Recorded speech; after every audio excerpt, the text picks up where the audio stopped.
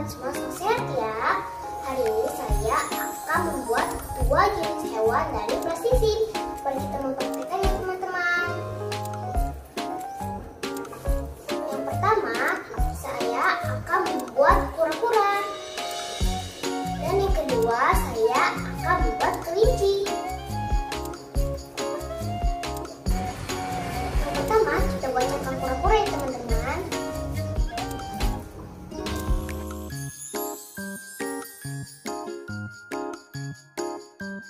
Teman-teman, yang pertama kita sedikit bulatkan seperti ini untuk membuat pola cangkang kura-kura.